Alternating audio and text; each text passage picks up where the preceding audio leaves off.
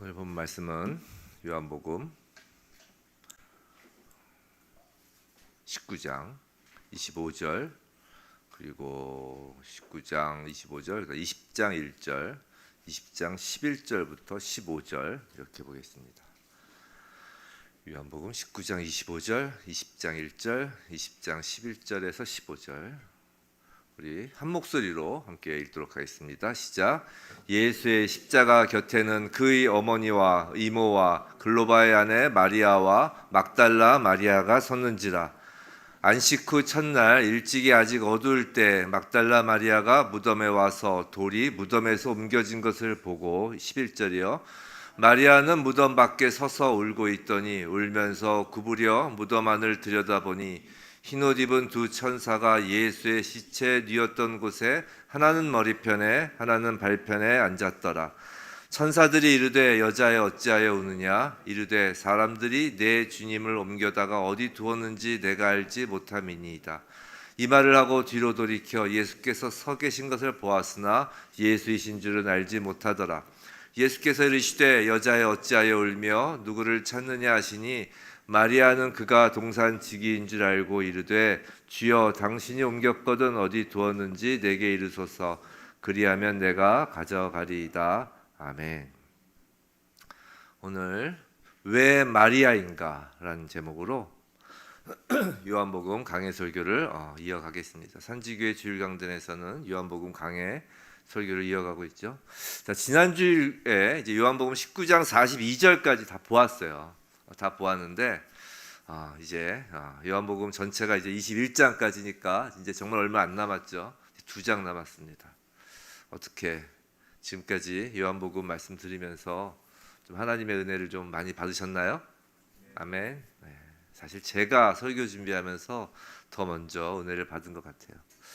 정말 말씀이라는 이 생수를 마실수록 이 말씀을 마시면 마실수록 갈증이 해갈되고 기쁨이 넘치는 것 같습니다. 오늘 말씀 가운데서도 우리의 갈증이 해갈되는 기쁨과 은혜가 넘치길 주님의 이름으로 축원합니다. 자, 우리가 지금 요한복음 19장 42절까지 즉 19장까지 다 봤는데 예수님의 십자가 그 마지막 그 정말 클라이막스 장면이었잖아요. 그 클라이막스 장면에 등장하는 인물들을 거의 다 봤어요. 우리가 빌라도도 봤어요. 그 기억나시죠? 그 사도신경에 나오는 빌라도, 그 빌라도가 바로 우리다. 또 베드로 봤습니다. 3번 부인한 베드로도 바로 우리다. 또 창을 찌르는 로마 군병들도 봤어요. 창에 찌른 자가 바로 우리다. 창을 찌른 자가. 그런데 이제 마리아를 안 봤어요. 마리아를, 그죠? 그래서 오늘 마리아를 좀 보려고 합니다. 특별히 그 마리아, 오늘 본문 20장 1절에서는 이제 20장을 시작한 1절에서는 은혜를 받은 여인 한 명의 이름이 등장하는데 누구죠? 막달라 마리아예요. 자, 유대인들은 이름에 성이 없어요. 그 예전에 말씀드린 적 있죠? 왜 성이 없다고 그랬죠? 자기들이 하나님 자녀라고 생각해요. 그렇기 때문에 성이 없는 거예요. 그래서 이름만 있는 것입니다.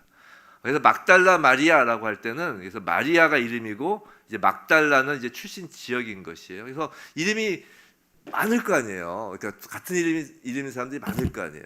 어떻게 구별해요? 그러니까 이제 출신 지역을 이제 앞에다 붙이는 거예요. 막달라 마리아.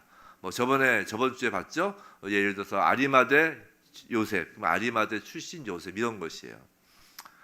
이 막달라 마리아에 대해서는 이제 마가복음, 누가복음에 이제 소개가 되어 있어요. 그래서 7 귀신 들렸다가 이제 예수에 의해 병 고침을 받은 후 이제 물신양면으로 예수를 섬기던 여자죠. 근데 오늘 보면 20장 1절과 병행 본문인 마태복음 28장 1절에는 그 예수의 무덤을 찾아간 여인을 이렇게 기록하고 있습니다. 한번 화면 띄워주세요. 예, 마태복음 28장 1절 병행 본문이에요. 우리 한번 읽어볼까요? 시작. 안식일이 다 지나고 안식 후 첫날이 되려는 새벽에 막달라 마리아와 다른 마리아가 무덤을 보려고 갔더니라고 합니다. 그러니까 여기서는 지금 2명이 갔다는 것이죠. 막달라 마리아와 다른 마리아, 두 여인이 나와요. 이 다른 마리아가 정확히 누군지 모르지만 여하튼 두 여인의 이름은 마리아로 동일한 것입니다. 오늘 요한복음에서는 그러면 2명이 갔는데 1명을 갔으니까 틀린 것이다, 이것이 아니라 사복음서는 서로 바라보는 시선이 다른 거예요. 관점이 다른 것이에요. 즉 사도 요한은 막달라 마리아를 강조하고 싶었던 것이에요. 여하튼 두 여인의 이름은 마리아로 동일하죠. 자, 이전에 보았던 구절이지만 이제 오늘 본문 설교 본문으로 다시 본 그 요한복음 19장 25절을 다시 한번 띄워보면 이 예수의 십자가 곁에 섰던 여인들의 이름이 또 나옵니다. 우리 한번 읽어볼까요? 시작. 예수의 십자가 곁에는 그 어머니와 이모와 글로바의 아내 마리아와 막달라 마리아가 섰는지라라고 해요. 자, 여기서 이제 네 여인이 등장하죠. 예수님 십자가 아래에 있었던 그 네 여인이 나오는 것입니다. 사도 요한은 지금 네 명의 이름을 모두 기록하진 않아요. 누구의 이름만 기록하나요? 글로바의 아내 마리아. 그래서 글로바는 그 엠마오로 가는 그 두 제자 중에 한 명의 이름이에요. 나중에 보시면 아시겠지만 그 글로바의 아내 마리아와 이제 막달라 마리아만 그 이름을 지금 기록하고 있어요. 이제 그 어머니, 즉 예수의 어머니니까 그 예수의 어머니도 이름이 마리아겠죠. 예수의 이모도 마리아의 자매니까 그 이름도 분명히 사도 요한은 분명히 알고 있었을 것입니다. 하지만 지금 사도 요한은 그 19장 25절에서 그 네 명의 이름, 즉 한 명 한 명 모두의 이름을 지금 밝히려고 하는 것이 목적이 아니라는 것이에요. 마리아라는 이름만 기록하려고 한다는 것이에요. 사도 요한은 예수 그리스도의 십자가 주변에 선 자들이 여자이고 그리고 예수의 부활을 가장 먼저 확인하고 부활하신 예수 그리스도를 가장 먼저 만난 것도 여자이고 또 그 여자를 대표하는 이름이 마리아다라는 것을 지금 강조하고 싶다는 것이에요. 여자와 마리아가 핵심이라는 것이에요. 왜 마리아일까요? 오늘 설교 제목입니다. 왜 마리아일까? 예수의 십자가 곁에 선 자들, 예수의 무덤에 들어가서 예수의 부활을 가장 먼저 본 사람이 왜 여자 그리고 마리아여야 할 것인가? 부디 오늘 그 마리아를 통해서 우리 자신이 누구인지를 다시 한번 확인할 수 있게 되기를 주님의 이름으로 축원합니다. 자, 마리아라는 이름은 분명히 유대 여자들에게서는 흔한 이름이었어요. 마치 예수라는 이름 자체가 당시 유대 남자들에게 흔한 이름인 것처럼 말이에요. 근데 예수라는 이름의 뜻이 뭐예요? 예수라는 이름의 뜻이 여호수아잖아요. 여호수아. 그래서 하나님은 구원이시다라는 뜻이에요. 좋은 의미잖아요. 많은 남자들이 그 이름을 쓰는 것은 이해가 돼요. 근데 마리아는 좀 달라요. 좀 이상해요. 그 이름의 뜻을 알아볼까요? 자, 마리아는 이제 헬라어 발음이에요. 마리아는 영어로는 메리죠. 메리. 우리 강아지 이름에 많이 붙이는데 이게 마리아예요. 메리 쫑쫑쫑. 이게 마리아입니다. 자, 그 마리아 그 이름은 출애굽기에서 모세의 누나가 누구예요? 미리암이죠. 미리암. 거기 그 이름이에요. 미리암이에요. 이 미리암이란 이름은 히브리어 동사 마라에서 비롯된 것이에요. 마라에서.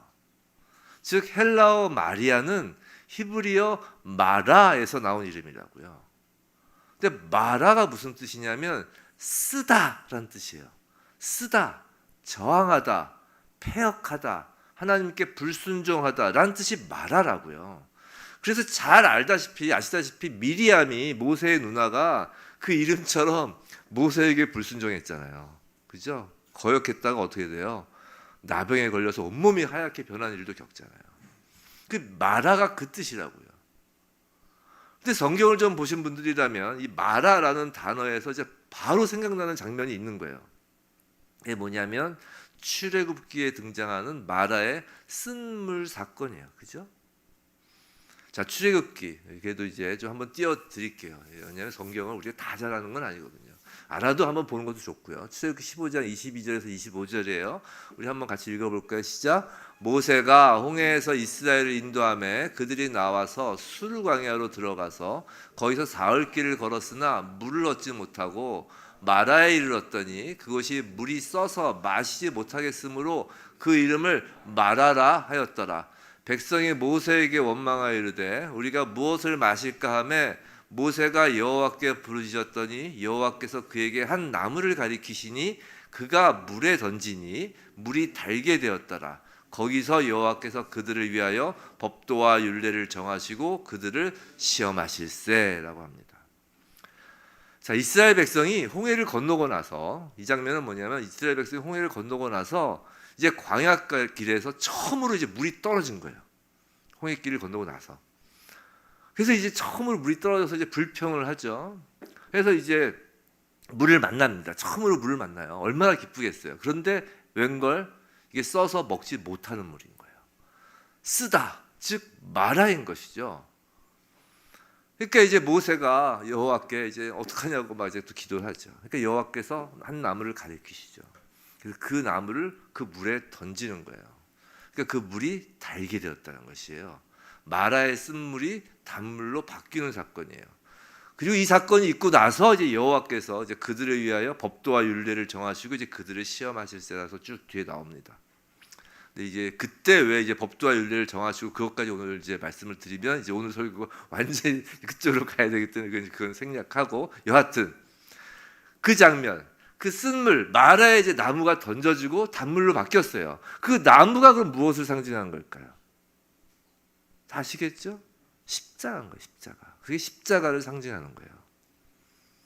자, 이런 겁니다. 마라와 같은 쓴 인생에 십자가가 세워지니 마실 수 있는 새로운 물이 된 거라고요.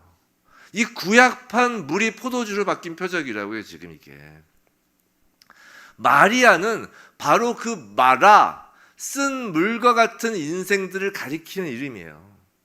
하나님을 거역하고 불순종하여 갈증을 해결할 수 없는 그 쓴물과 같은 인생, 아무리 발버둥을 쳐도 갈증을 해소할 수 없는 지옥에 사는 마리아들, 그 가운데 십자가가 세워지는 것입니다.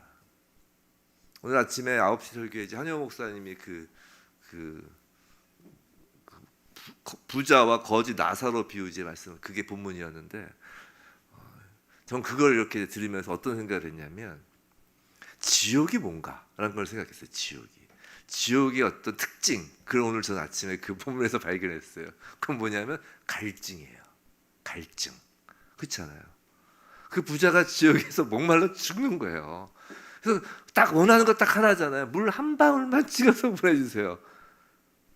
그 갈증이라고요.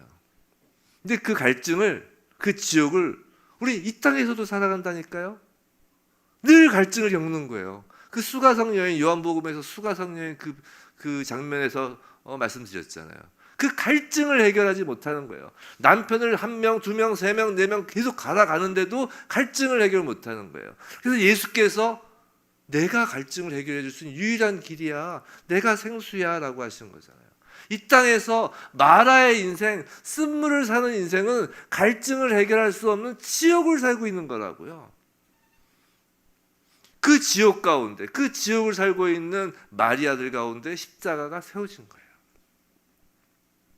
자, 마라에 대한 이제 또 하나 구약에 나온 이야기가 하나가 있어요. 그게 뭐냐면 룻기입니다. 룻기 1장 20절 한번 읽어볼까요? 시작. 나오미가 그들에게 이르되 나를 나오미라 부르지 말고 나를 마라라 부르라. 이는 전능자가 나를 심히 괴롭게 하셨음이니라 라는 말씀이에요. 나오미는 잘 아시는 바와 같이 룻의 이제 시어머니예요. 이 룻기 이야기는 뭐 많이들 아실 텐데, 그래도 이제 혹시 좀 모르시는 분이 있을까봐 좀 이제 사전 정보를 드리면, 이제 나오미는 이제 남편을 따라, 원래 베들레헴 사람들이죠. 베들레헴 고향에서 이제 모압 지방으로 간 여인입니다. 나오미에게는 두 아들이 있었는데 모압 지방에서 이방 여인을 이제 며느리로 삼죠. 근데 그중 며느리 중 한 명이 이제 룻이에요. 근데 모압에서 이제 나오미는 이제 남편도 죽고 두 아들마저 이제 자식도 없이 다 죽습니다. 이제 그러자 이제 나오미 이제 베들레헴으로 돌아오는 것이에요. 이제 두 며느리 중에 한 명인 룻이 나오미를 따라옵니다. 이제 나오미가 너희들 다 니들 고향으로 가라, 친정집으로 가라 했는데 룻만은 저는 어머니와 같이 죽겠습니다. 그 각오로 어머니의 하나님이 나의 하나님입니다 하고서 이제 따라오잖아요. 그리고 이제 나오미가 이제 베들레헴에 도착해서, 그리고 고향 사람들에게 한 말이 방금 읽은 그 룻기 1장 20절이에요. 근데 자신을 뭐라고 부르라고 지금 말했다고요? 원래 나오미라는 그 이름의 뜻은 즐거움, 기쁨, 아름다움이라는 뜻인데, 이젠 그렇게 부르지 말라는 것이에요. 동네 사람들한테 마라라고 부르라는 거예요. 자기를 쓰디쓴 인생, 아무런 희망이 없는 인생이라고 부르라고 하는 것입니다. 자, 그런데 그 며느리 룻은 그 마라가 되어버린 그 시어머니를 따라서 그 룻의 자신의 출생지, 그 고향이 아닌 전혀 낯선 베들레헴까지 따라 나서는 것이에요. 무슨 말이냐면 룻은 이제 더 이상 기쁨이 아닌 나오미가 아닌 마라가 되어버린, 즉 지옥에 살고 있는 그 나오미, 그 마라가 되어버린 나오미와 같은 인생을 살기로 하고 따라 나선 것이라고요. 즉 룻은 스스로 지옥에 몸을 담근 거라고요. 그래서 룻긴 거예요. 룻이 나오미를 따라 그 마라와 같은 인생에 몸을 담근 것, 뭐가 떠오르죠? 룻에서 예수가 떠오르는 거예요. 스스로 이 지옥 같은 이 세상에 떨어져 내려오신 거라고요.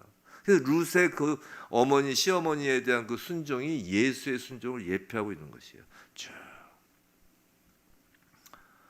자, 그리고 이제 그 나오미가 언제 다시 그 마라, 그 쓴물과 같은 인생에서 다시 나오미, 기쁨으로 회복되나요?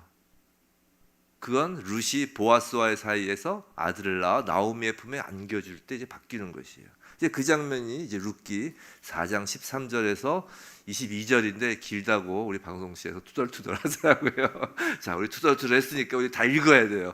우리가 방송실 생각해서라도 한 줄 한 줄 함께 읽겠습니다. 시작. 이에 보아스가 룻을 맞이하여 아내로 삼고 그에게 들어갔더니 여호와께서 그에게 임신하게 하심으로 그가 아들을 낳은지라. 자, 하나씩 보세요. 자, 룻이 이제 보아스의 아내가 돼서 여호와께서 임신하게 하심으로 이제 아들을 낳았어요. 자, 14절 읽겠습니다. 시작. 여인들이 나오미에게 이르되 찬송할지로다. 여호와께서 오늘 내게 기업 물을 자가 없게 하지 아니하셨도다. 이 아이의 이름이 이스라엘 중에 유명하게 되기를 원하노라. 자, 여기에 여인들이 나와요. 갑자기 이 여인들은 이제 마리아라고 칭해지는 모든 여인들을 대표하는 것이에요. 15절 읽겠습니다. 시작. 이는 내 생명의 회복자이며 내 노년의 봉양자라. 곧 너를 사랑하며 일곱 아들보다 귀한 내 며느리가 낳은 자로다 하니라. 16절. 나오미가 아기를 받아 품에 품고 그의 양육자가 되니. 17절. 그의 이웃의 여인들이 그에게 이름을 지어주되 나오미에게 아들이 태어났다 하여 오벳이라 하였는데 그는 다윗의 아버지인 이새의 아버지였더라. 자, 여인들이 뭐라고 이름을 지어주냐? 나오미에게 아들이 태어났다라고 해서 이름이 지어줬다는 것이에요. 그리고 그는 이새의 아버지가 되는 것이에요. 오벳이. 자, 18절. 베레스의 계보는 이러하니라. 베레스는 헤스론을 낳고 헤스론은 람을 낳고 람은 아미나답을 낳고 아미나답은 나손을 낳았고 나손은 살몬을 낳았고 살몬은 보아스를 낳았고 보아스는 오벳을 낳았고 오벳은 이새를 낳고 이새는 다윗을 낳았더라. 아멘. 자, 여인들이 나와서 여호와를 찬송합니다. 아까 본 그 구절에서. 자, 여기 나오는 여인들이 모두 마리아들이라고 했죠. 자, 마라가 되어 있는 나오미가 모든 마라들의 대표인 거고요. 그 마리아의 그 품에 아기가 안겼을 때, 즉 나오미의 품에 아기가 안겼을 때 이제 다시 마라에서 나오미로 된 것이에요. 그 아기가 다윗의 할아버지이고 다윗의 계보로 예수가 탄생하는 것입니다. 자, 근데 분명히 아기는 룻이 나왔는데 여인들이 그 아기의 이름을 짓는데 뭐라고 이야기를 했다고요? 나오미에게 아들이 태어났다고 한다는 것이에요. 그래서 오벳이라고 이름을 지었다는 것이죠. 자, 무슨 말인가 이게? 자, 마라의 뜻이 쓰다, 하나님을 거역하다, 불순종하다라고 했잖아요. 하나님께서 그 마라인 여자에게서 아들을 낳게 하셨다는 뜻이에요. 나오미에게서 아들이 태어났다는 의미는 바로 그 마라와 같은 상황에 있는 여인에게서 하나님께서 아들을 낳게 하셨다는 뜻이라고요. 성경에서 아이를 낳지 못하는 여인에게서 약속의 후손이 나오는 장면이 이제 자주 나오는 것을 우리는 알고 있어요. 지금 그것과 계속 연관되는 것이에요. 쭉쭉쭉쭉쭉. 자, 인간의 힘으로는 아무것도 할 수 없어요. 철저히 인간 측의 가능성을 기각하면서 오직 하나님의 은혜로 그 저주와 같은 불임에서 약속의 아들을 낳게 하는 하나님의 은혜를 지금 말하는 거라고요. 아브라함의 부인 사라가 그랬잖아요. 또 이삭의 아내 리브가의 불임도 그런 것이었다고요. 자, 구약에서 이 불임의 여자는 저주를 받은 것으로 여겼어요. 근데 그건 우리식으로 생각하면 안 돼요. 지금 무슨 말이냐면 여자를 비하하려고 그랬다거나 우리나라 조선시대의 그 칠거지약, 그 유교의 그 나쁜 이야기, 나쁜 관습 있잖아요. 그 칠거지약 같은 그런 의미가 아니라, 그 인본주의적인 그런 의미가 아니라 하나님에 대한 인간의 반역과 그로 인하여 선한 일, 생명을 낳는 일은 선한 일이잖아요. 생명은 선한 것에 속한다고요. 그 선한 일, 즉 생명을 낳는 일에 대해서 철저히 인간의 무능력, 무기력함을 상징적으로 표현하는 것이 불임이에요. 불임. 그런 마라와 같은 여자에게 전적으로 오로지 하나님의 은혜만이 임할 때 여자의 후손을 낳는 것이고, 하나님의 은혜로 마리아에게서 예수가 세상에 오신다라는 것이에요. 하나님을 거역하고 불순종하여 이제 쓴물을 삼키는 여자의 원조가 우리 떠오릅니다. 하면 떠오르는 여자가 다 있죠. 원조가 있어요. 원조가. 그게 바로 창세기 선악을 알게 하는 나무의 열매를 따먹은 여자가 떠오르는 것이죠. 그 여자에 대하여 이제 하나님이 하신 예언이 있잖아요. 여자의 후손은 뱀의 머리를 상하게 할 것이라는 그 말씀이죠. 선악을 알게 하는 열매를 먹은 여자가 바로 마라인 거예요. 마리아의 상태에 빠진 거라고요. 이름이 아니라 그 마리아의 상태에 빠져버린 거예요. 그 여자의 이름은 하와죠. 근데 하와라는 이름은 죄 짓고 난 다음에 지은 거예요. 상세히 잘 보시면 아담이 쫙 이름을 다 지어주는데, 하와의 이름은 그때 지은 게 아니에요. 동물 이름 지을 때 지은 게 아니고 나중에 죄 짓고 나서 이제 에덴 동산 쫓겨나기 전에 하나님께 이제 이 여자의 후손이 뱀의 머리를 밟을 것이다, 상하게 할 것이다, 그 말씀 다 끝나고 나서 이제 아담이 여자의 이름을 하와라고 지은 거라고요. 이렇게 선악을 알게 하는 열매를 먹게 하는 여자가 바로 마리아의 상태에 빠진 거예요. 생각해 보세요. 선악과를 먹은 그 당시 여자가 얼마나 끔찍했을까. 그 죄의 고통이 얼마나 끔찍하고 하나님과 단절된 그 상태가 얼마나 괴롭고 슬플까요.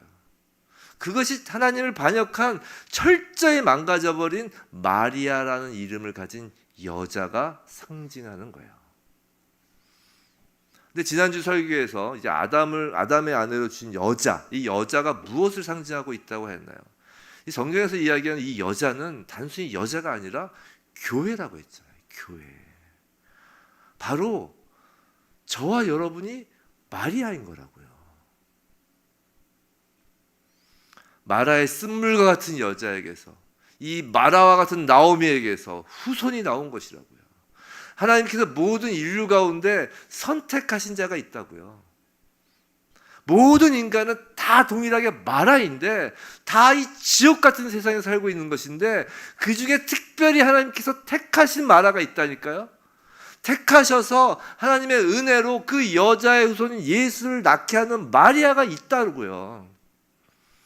그래서 이사야서 7장 14절에 이런 말씀 있잖아요. 그러므로 주께서 친히 징조를 너에게 주실 것이라. 보라, 처녀가 잉태하여 아들을 낳을 것이요 그의 이름을 임마누엘이라 하리라. 이게 무슨 말이에요? 처녀가 잉태한다는 것이 무슨 뜻이에요? 우와, 기적이다, 이런 뜻보다는 아이를 갖는 것이 애초부터 불가능하다는 것이에요.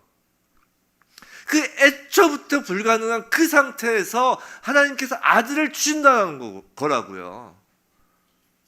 우리가 인간적으로 뭔가 막 노력을 하고 뭔가 선한 일을 하고 뭔가 우리가 가치가 있고 그럴 자격이 있어서 은혜를 주시는 게 아니라, 애초에 아무런 가치가 없고 완전히 불가능하고 완전히 무능력 상태에서 하나님께서 아들을 주신다는 거라고요. 그의 이름은 임마누엘이라고요. 그 뜻은 뭐예요? 하나님께서 함께 하신다잖아요. 불가능하고 무기력하고 마라의 쓴물과 같은 그 여자에게 하나님이 아들을 주시고, 그 아들이 임마누엘로서 하나님과 함께 하심의 징표가 되는 거라고요. 하나님께서 은혜를 주시기로 결정하신 그 처녀 마리아, 마라, 쓴물과 같은 사람들이 바로 교회라는 거예요. 잘난 척할 거 하나 없다는 것이에요. 우리가 바로 그 마라라는 것이에요. 그런데 그 교회가 결국 예수를 낳는다는 것입니다. 그리고 그 낳은 예수가 언제나 교회와 함께 하신다는 것이고요. 교회가 예수를 낳는다. 이게 무슨 말일까? 이게 무슨 말인가요? 교회가 예수를 낳는다. 그걸 혈통관계로 표현한 것이 바로 마태복음 1장 예수의 계보예요. 마태복음 1장 예수의 계보는 교회가 예수를 낳은 것을 쭉 보여준 거예요. 아브라함과 다윗의 자손 예수 그리스도의 계보라라고 마태복음이 시작하잖아요. 이것은 인간이 좀 이해하기 편하게 이 혈통 관계로서의 계보를 말하는 거라고요. 족보라고요. 즉 혈통적 가족 개념이잖아요. 그것이 구약에서 보여주는 교회의 예표라고요. 그렇게 해야 알아들으니까 그 혈통 관계로 보여주는 교회의 예표라고요. 즉 교회가 예수를 낳는 모습을 마태복음 1장 예수의 계보에서 보여주는 거라고요. 그것이 요한계시록 12장에서도 이제 나오는 거예요. 요한계시록 12장. 요한계시록 요새 한영호 목사님 요한계시록 이제 강의하시는데 요한계시록 12장 1절부터 5절까지 다시 한번 볼게요. 시작. 하늘에 큰 이적이 보이니 해를 옷 입는 한 여자가 있는데 그 발 아래에는 달이 있고 그 머리에는 12별의 관을 썼더라.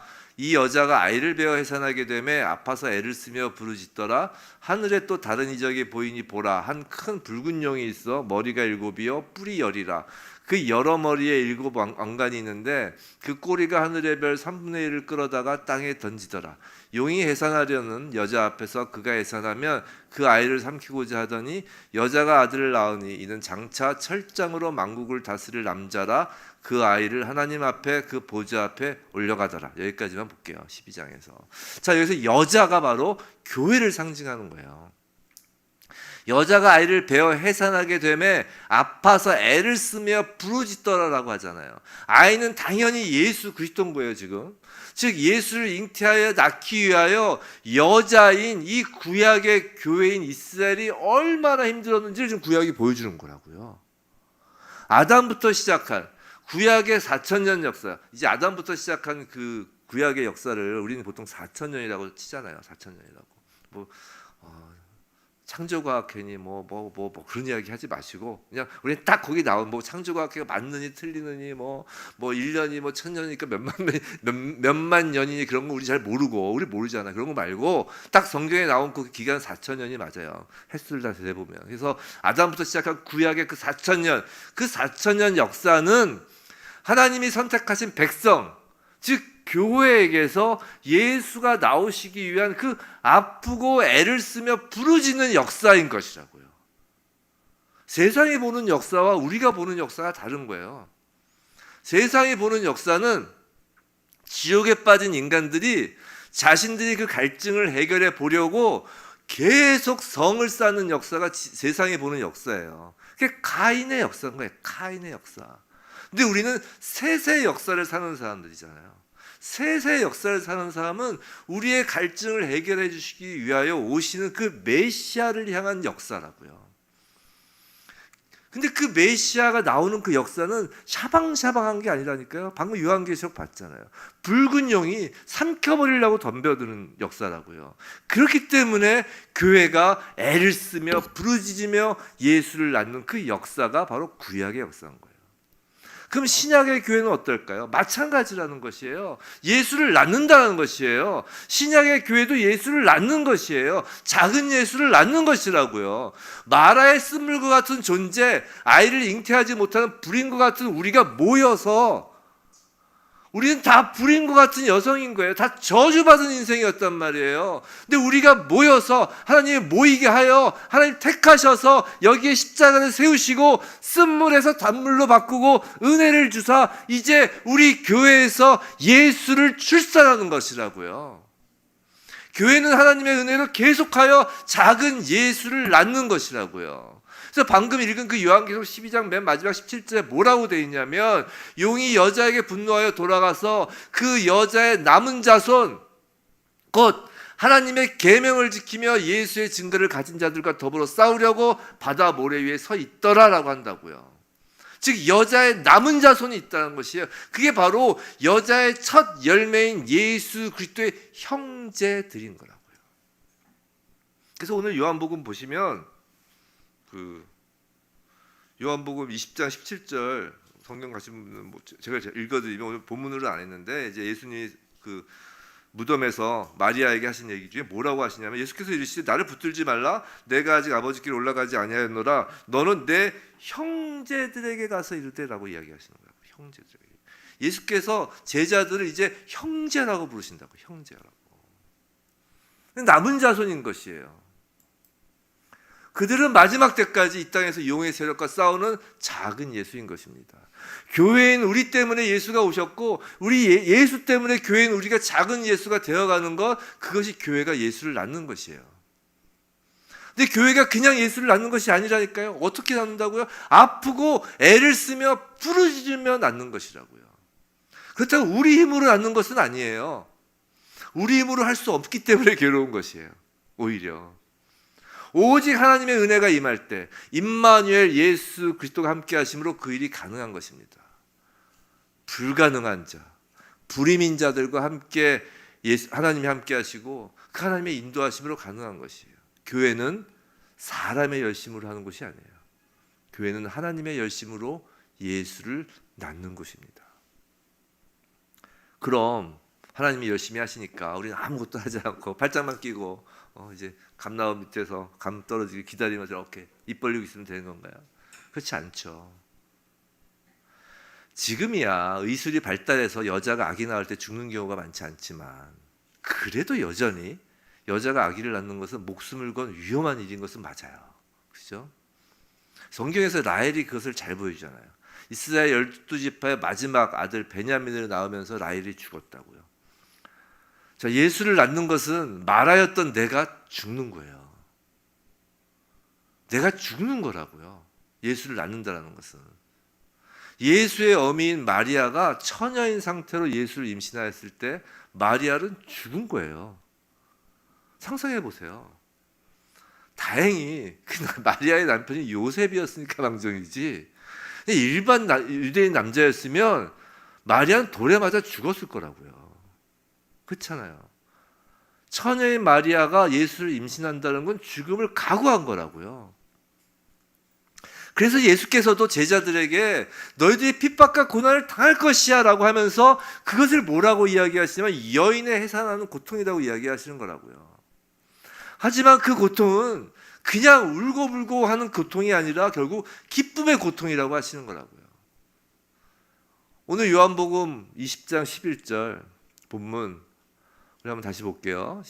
우리 다시 한번 읽어볼까요? 시작. 마리아는 무덤 밖에 서서 울고 있더니 울면서 구부려 무덤 안을 들여다보니. 자, 잘 보세요. 이제 20장 11절부터 15절까지 이제 볼 건데 특별히 11장 12절을 볼 건데 13절. 여기에 이제 우리가 애 낳는 교회로서 우리가 어떻게 우리가 살아가야 될지가 나와요. 자, 마리아는 예수가 무덤 안에 없는 것을 알고는 지금 무덤 밖에 서서 울고 있습니다. 자, 막달라 마리아는 하나님이 택하신 모든 마리아 중에서도 특별히 택하신 대표예요. 대표 중에 대표인 거예요. 지금 대표 중에 대표. 막달라 마리아가 누구예요? 7 귀신 들린 여자라고 그랬잖아요. 창녀였단 말이에요. 이 여자만큼 마리아의 이름을 가진 이 여자만큼 쓴물의 인생을 가진 여자도 없어요, 사실. 그래서 지금 막달라 마리아를 지금 사도 요한이 막달라 마리아만을 딱 특정하는 거라고요. 모든 마리아를 지금 대표한다고요. 근데 예수의 부활을 알지도 못하고 경험도 하지 못한 상태예요, 지금. 여전히 마라의 상태에서 울고 있는 거예요. 하지만 예수님은 지금 부활하셨죠. 지금 첫 부활이 되신 거예요. 만일 마리아가 그 부활을 알고 경험한다면 울어서는 안 되죠. 그래서 13절에서도 천사들이 울지 마라. 또 15절에서도 예수님이 나타나셔서 울지 마라 라고 하시는 거예요. 어찌하여 우느냐라는 건 울지 마라 라는 거잖아요. 이제는 울 까닭이 없다라는 것이에요. 자, 그런데 11절에서 마리아는 울면서 구부려 무덤 안을 지금 들여다봅니다. 근데 무덤 안을 보니까 놀라운 장면이 펼쳐지고 있어요. 그게 12절이에요. 우리 12절 다시 한번 읽어볼까요? 시작. 흰옷 입은 두 천사가 예수의 시체에 누웠던 곳에 하나는 머리편에 하나는 발편에 앉았더라. 자, 두 천사가 있는데 무덤 안에 있는데 한 천사는 머리편에 다른 한 천사는 발편에 앉아 있어요.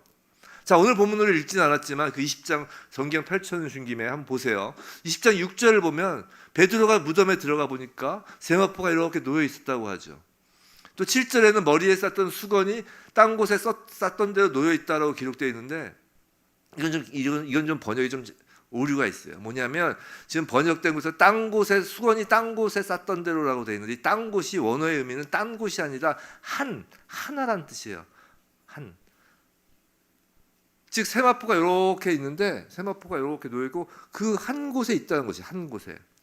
또 쌌던 대로라는 말은 둥그렇게 말려 있는 상태라는 것이에요. 무슨 말이냐면 지금 베드로가 들어가 보니까 지금 예수를 쌌던 세마포, 우리 이제 염 보신 분 아시잖아요. 장례식 염할 때 이렇게 입잖아요, 옷을. 그 우리 시신들이 이렇게 입히잖아요. 그 세마포를 이렇게 돌돌 쌌는데 그게 그대로 놓여 있다는 거예요. 그대로. 그리고 그 수건도 그 머리 부분에 그대로 둘둘 말아져 있다는 걸 지금 이렇게 표현한 거예요. 즉 세마포와 얼굴을 쌌던 수건이 있는 그대로 있고 몸이 슉 빠져나간 상태를 지금 그리고 있는 거라고요. 이 요한복음에서. 그렇기 때문에 어디가 머리편이고 어디가 다리편인지 지금 마리아가 구별할 수 있는 거예요. 어떤 천사가 지금 머리편에 있고 어떤 천사는 다리편에 있다는데 세마포가 그대로 있고 수건도 그대로 있기 때문에 이렇게 구별이 되는 거라고요. 자, 이것만 봐도 오늘 주제는 아니지만 예수의 부활을 부인하면서 당시에 떠돌던 소문이 얼마나 거짓말인지 우리는 알 수 있어요. 예수가 이제 부활한 게 아니라는 설 두 가지 대표적인 게 있잖아요. 그게 뭐예요? 하나는 예수 시신 도난설, 예수 시신 절취설, 또 하나는 예수 기절설. 이 두 개잖아요. 예수의 부활을 부인하는 게. 예수 시신 도난설이 뭐예요? 자, 만약에 예수 시신을 절취할 거라면 굳이 그 바쁜 와중에 그 세마포 다 풀어서 꽁꽁 묶은 세마포 풀어서 그걸 다시 또 시신을 꺼내가지고 다시 그대로 놓고 그렇게 갈 까닭이 없잖아요. 만약에 절취했으면 그냥 세마포 들쳐엎고 시신 들쳐엎고 도망가지. 예수 기절설도 말이 안 되죠. 예수가 기절했다가 깨어났는데 기절했는데 깨어나가지고 그 혹독한 채찍을 맞고 그 십자가에 못이 박혀서 그렇게 피가 철철 흐르던 사람이 깨어나서 세마포 벗고 다시 세마포 접고 거기 놓고 이거 말이 안 되잖아요. 지금 부활체로 예수님이 살아나셨다는 것은 우리가 예수님이 제자들에게 나타나실 때 문을 이렇게 뚫고 들어가시잖아요. 바로 이거예요. 부활체는 이렇게 공간을 이렇게 뚫고 들어가신 거라고 예수님께서. 그런 것처럼 세마포와 수건이 있는 그대로 있는 상태에서 몸이 쑥 빠져나오신 거라고요. 여하튼 지금 두 천사가 머리와 발편에 각각 앉아 있습니다. 이걸 말씀드리려고 하다가 여기까지 온 거예요. 자, 두 천사가 머리와 발편에 각각 앉아 있어요. 무엇이 연상되시나요? 퀴즈. 무엇이 연상되세요? 이 중요한 장면이에요. 왜 사도 요한이 굳이 이걸 기록했나요? 이게 바로 지성소에 놓여있던 법궤 위의 속죄소, 다른 말로 하면 시은좌, 하나님의 은혜가 임하는 곳을 지금 묘사하고 있는 거예요. 속죄소가 뭔지 아시죠? 법궤가 있으면 그 위에 양의 피를 뿌리는 그 자리를 이제 속죄소라고 해요. 그 위치에 양쪽에 두 그룹, 천사죠. 두 그룹이 이렇게 무릎 꿇고 이제 서로 고개 숙이고 있는 그 모습을 지금 이 장면에서 보여주고 있는 거라고요. 성도 여러분, 예수가 부활한 그것이 하나님의 은혜가 임하는 지성소라는 것이에요.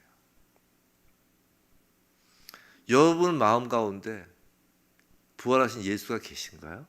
거기가 지성소라는 거예요. 그러니까 지금 뭐 제3성전 짓는다니 뭐냐 하는데 다 쓸데없는 얘기를 하는 거예요. 부활하신 예수님이 안 계시면 거긴 지성소가 아닌 거예요. 지난주 예수의 무덤이 동산에 있었다고 했죠. 그 동산은 에덴 동산을 표현하는 것이라고 했습니다. 오늘 본문 15절에는 15절 한번 보세요. 자막은 안 띄어요. 15절에 뭐라고 해요? 동산지기가 나와요. 막달라 마리아가 천사들과 대화를 한 후에 뒤를 돌아서 예수를 보았는데 예수인 줄 알지 못하고 마리아는 예수를 동산지기인 줄 알았다라고 표현하죠. 동산지기. 맞아요. 예수가 동산지기인 거라고요. 첫 아담이 에덴 동산의 동산지기였다면 둘째 아담이신 부활하신 예수는 새 에덴 동산, 거기가 무언가요? 요한계시록에서 말하는 그 새 예루살렘, 새 하늘과 새 땅, 바로 그곳의 동산지기인 거라고요. 그 동산지기를 마리아가 지금 본 것이라고요. 두 천사가 서 있는 그곳, 그 속죄소, 그 시은자는 예수가 죽음에서 부활하신 것이고 그 부활의 현장이 새 예루살렘, 새 하늘과 새 땅이고 천국이 기쁘시며 하나님 나라이고 여러분이 이 땅에서 살아갈 때 부활하신 예수님이 우리 안에 있으면 그곳이 바로 하나님 나라가 이미 시작된 곳이라고요. 마리아는 그 자리에 있어요. 이제 울 이유가 없는 것이에요. 마라가 끝난 것입니다. 쓴물이 끝난 것이에요. 새 생명과 기쁨이 넘쳐나는 것입니다. 그런데 그 은혜의 자리에 들어가기 위해서는 마라라는 그 인생은 구부려 무덤 안으로 들어가야 한다는 것이에요. 몸을 굽히고 죽어야 한다는 것이에요. 이것을 자기 부인이라고 하는 거예요. 11절 울면서 구부려 무덤 안을 들여다보더니라고 하잖아요. 우리가 구부려 죽을 때 우리에게 하나님의 은혜가 임하는 천국이 이 땅에서부터 펼쳐지는 거라고요. 성도 여러분, 우리는 예배자로 하나님께서 부르신 교회입니다. 교회는 누가 뭐라고 해도 예배 드리는 곳이에요. 우리가 삶이 예배다 하도 그러니까 맞아요. 삶이 예배예요. 그럼 예배답게 살아야 된다는 것이에요. 교회는 움직이면서 뭐 하는 곳이냐면 예배 드리는 곳이에요. 제발 인본주의에 속지 마세요. 우리는 기본적으로 예배를 드리는 사람이에요. 하나님과의 관계를 맺는 사람이에요. 사람과의 관계를 맺는 사람이 아니에요. 하나님과의 관계가 최우선인 사람이라고요. 예배를 드리는 자가 교회인 것이에요. 교회는 구제하는 곳이 아니에요. 그렇다고 구제하지 말라는 얘기 아닌 건 아시죠? 제가 또 이렇게 얘기했다고 우와 교회는 구제하지 않는데 이게가 아니라 기본적으로 교회의 목적은 구제단체가 아니에요. 그건 사회단체죠. 교회는 사람 사귀는 곳이 아니에요. 동호회가 아니에요. 교회는 하나님을 예배하는 곳이에요. 하물며 선교하는 곳도 아니에요. 교회는 예배하는 곳이에요. 그 다음에 그 예배의 은혜로 우리가 작은 예수가 되어 나아가서 하는 것들이 바로 선교고 구제고 봉사죠. 근데 그 예배가 헬라어로 뭐냐면 프로스케네오예요. 프로스케네오. 이 단어의 본래 의미는 꿇어 엎드리다예요. 우리가 낙타가 기도하는 모습에서 낙타가 무릎 꿇고 이렇게 있는 모습 있잖아요. 이렇게 그 그림 못 보셨어요? 낙타가 누굴 태울 때 무릎 꿇고 이렇게 앉아가지고 숙이는 그 모습. 그 모습이 프로스케네오예요. 꿇어 엎드려 이렇게 있는 거, 무릎을 꿇어서. 그게 예배예요. 그게 예배예요. 성도 여러분, 우리는 예배의 자리에 오기 전에 어떤 모습이었나요? 보세요. 11절. 마리아는 무덤 밖에 서서 울고 있더니 여전히 마라로서 울면서 무덤 앞에 서 있던 모습이 아니었냐는 거예요. 예배 오기 전에. 그런 마리아였던 우리가 프로스케네오, 굽어 엎드려 무덤 안, 즉 예수의 십자가 죽음 안으로 들어와 그분의 죽음 안에서 우리가 죽을 때, 이걸 뭐라고 그래요? 예수의 십자가에 우리가 못 박힐 때 바로 그때 시은 자, 은혜의 자리인 동산직이신 부활하신 예수를 보며 눈물이 씻겨지는 거라는 것이에요. 그게 회개예요. 회개는 예배와 연관돼요. 무릎을 꿇는 거예요. 회개는 하나님 앞에 무릎을 꿇는 것입니다. 예배는 바로 꿇어 엎드려 예수의 십자가에 우리가 못 박히는 것이 예배예요. 그래서 교회의 예배는 은혜이며 그것이 기쁨인 것이에요. 눈물이 씻겨지는 부활의 자리인 것이에요. 할렐루야. 그래서 예배는 기쁜 것이에요. 눈물이 나는데 기쁜 것이에요. 희한한 거예요. 그래서 사랑하는 성도 여러분, 혹시 우리 가운데 마라의 쓴물과 같은 인생으로 울고 계신 분이 계신가요? 내 힘으로 무언가 더 이상 할 수 없다는 고백, 나의 무능력, 나의 무가치함이 절로 고백되시는 분이 계신가요? 그렇기 때문에 엎드려 예배 자리에 나올 수밖에 없는 분이 계신가요? 바로 그렇다면 그런 여러분이 하나님께서 택하신 마리아인 거라고요. 반면에 오히려 고개 빳빳하게 들고 나 이 정도면 괜찮은 사람 아니야? 라며 예배 자리에 나온다면 그 사람은 부활하신 예수를 만날 수 없다고요. 예배 가운데 예수를 보지 않고 여전히 자기 자신만 보는 거라고요. 사랑하는 성도 여러분, 바로 우리가 마리아입니다. 오늘 부활하신 예수님의 그 음성을 듣지 않고서는 견딜 수 없어서 무릎으로 벅벅 끼면서 예배 자리에 나올 수밖에 없는 마리아라고요. 그 마리아인 여러분, 예수님의 그 음성을 들으시기 바라요. 여자여 어찌하여 우느냐라는 그 음성 말이에요. 부디 예배 때마다 정말 엎드려 그 무릎으로 기어 나와 그 음성을 들음으로 이 땅에서부터 부활하신 예수 그리스도의 그 임마누엘, 그 함께 하심을, 그 기쁨을 누리는 교회, 그런 산지교회, 소자교회, 우리가 그 작은 예수로 살아가는 모두이길 주님의 이름으로 축원합니다.